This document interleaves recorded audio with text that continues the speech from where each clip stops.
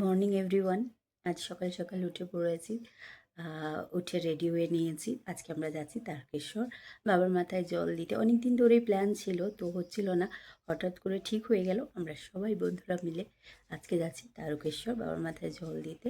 সামনের রবিবার শিবরাত্রি, মহাশিবরাত্রির আগেই যাই, নালে এখন একটু ফাঁকা ফাঁকা হয়তো পাবো, কিন্তু এরপরে আর গেলে অত ফাঁকা পাওয়া যাবে না। তাই আজকে আমরা সবাই মিলে যাচ্ছি তারকেশ্বর। তোমরা সঙ্গে থাকো, দেখতে থাকো। সকাল 8টা থেকে 8:30টার মধ্যে আমরা যাদবপুর থেকে রওনা দিয়েছিলাম। রাস্তা প্রায় ফাঁকাই ছিল, যেহেতু রবিবার ছিল, আর সেই জন্যেই অনেক জায়গায় রাস্তা সারাইয়ের কাজ চলছিল। তার ফলে কি অনেকগুলো রাস্তা বন্ধ ছিল, আমাদের ঘুরে ঘুরে যেতে হয়েছে। তার ফলে কি টাইমটা অনেক বেশি লেগেছে।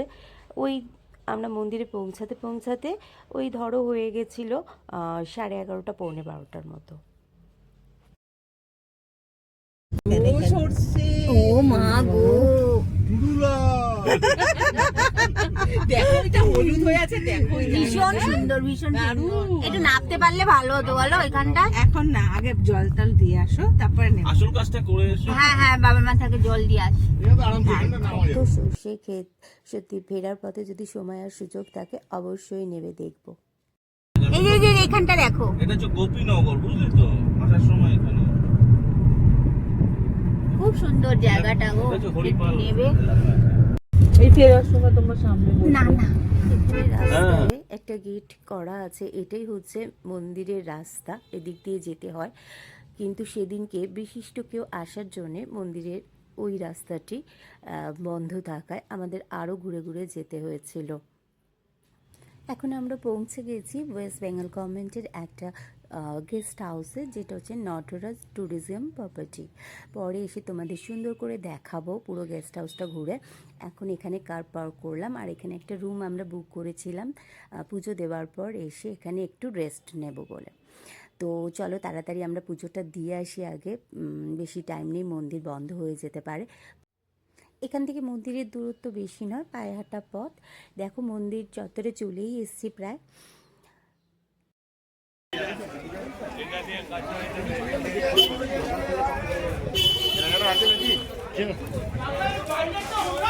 এখান থেকে আমরা পূজার সামগ্রী, ফুল, বেলপাতা, বাবার মাথায় ঢালার জল, মিষ্টি সব কিছু সংগ্রহ করলাম। কুহেলি মজুমদার।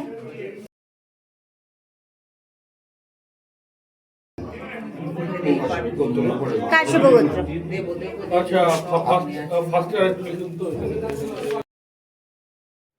এটাই হলো মন্দিরের প্রবেশের প্রধান দ্বার। এর ভিতরে প্রবেশ করেই তারপরে আমরা যাব দুধ পুকুরে।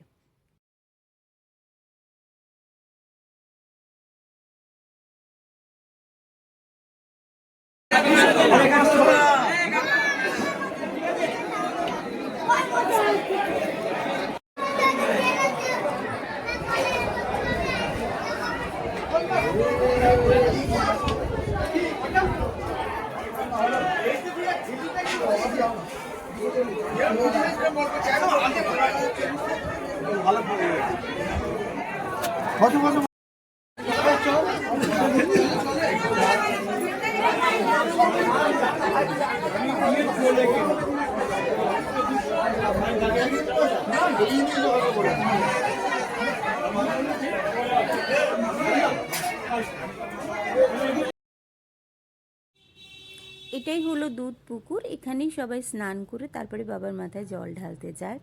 তো আমরা স্নান করিনি, বাড়ি থেকে স্নান করে গিয়েছিলাম, সেই জন্য একটু জল নিয়ে মাথায় দিয়ে আমরা সোজা চলে গেছিলাম পুজো দিতে।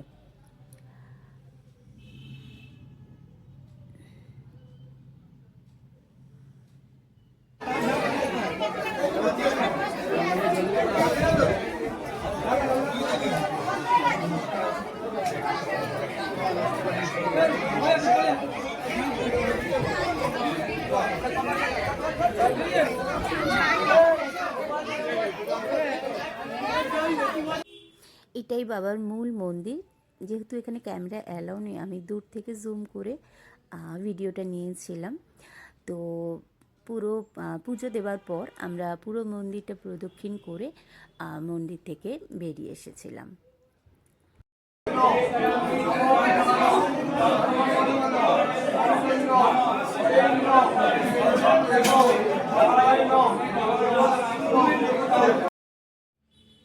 দেখো কি সুন্দর করে বাবার মাথায় জল ঢালার জন্য সমস্ত ঘটগুলো সাজানো রয়েছে। দেখো চারিদিকে এই সুন্দর সুন্দর এরকম ঘট পাওয়া যাচ্ছিল।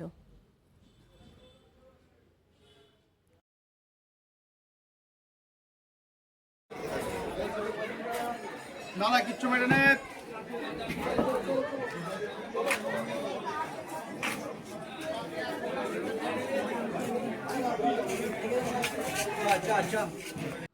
পুজো দিয়ে আমরা আবার গেস্ট হাউসে ফিরে আসলাম। এবার একটু ফ্রেশ হয়ে রেস্ট নেব, লাঞ্চ করব।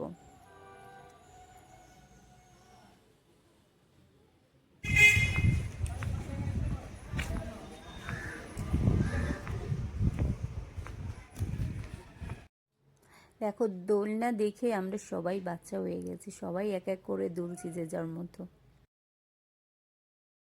দোলাতাম।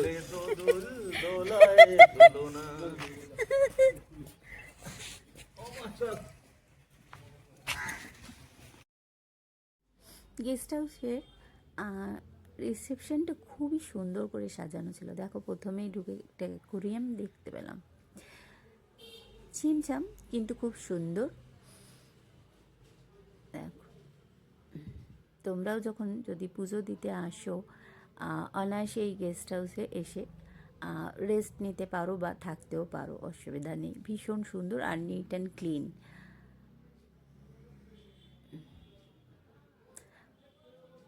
খুব সুন্দর করে সাজানো ছিল।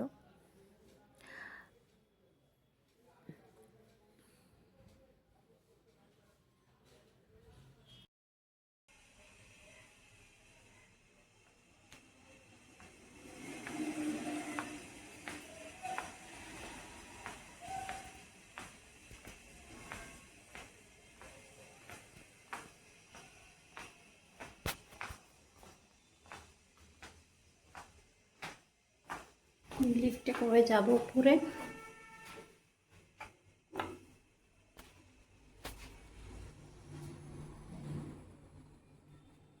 যেন এসে গেছে।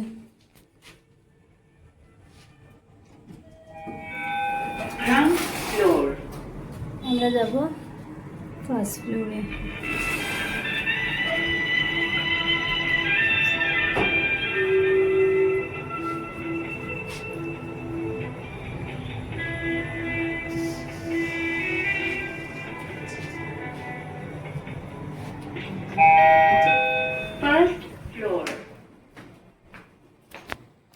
রুমের দিকে যাচ্ছি। এদিকে আমাদের রুমগুলো।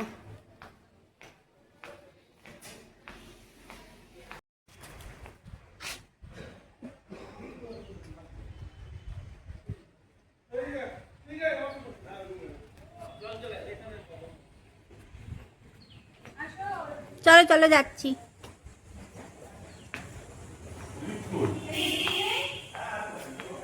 অনেক অসুবিধা হবে, ওয়েট করে না। এখন আমরা লাঞ্চ করতে চলে আসলাম। তো এখানে আমরা সবাই ভেজ থালি নিয়েছিলাম। ভেজ থালির মধ্যে ছিল ভাত, আলু ভাজা, বেগুন ভাজা, ডাল, একটা শাক, আচ্ছা এঁচুড়ের ডালনা, ফুলকপির তরকারি, চাটনি, পাঁপড় আর একটা করে রসগোল্লা। খুব ভালো টেস্ট ছিল প্রতিটা খাবারেই, আর ভীষণ সুন্দরভাবে পরিবেশন করেছিল, খুব ভালো ছিল। সবেদাই তো এটা। সবেদা সবেদা দারুণ। দেখেছ? দেখো সবেদা পুরো গাছে ভর্তি, টিক টিক করছে।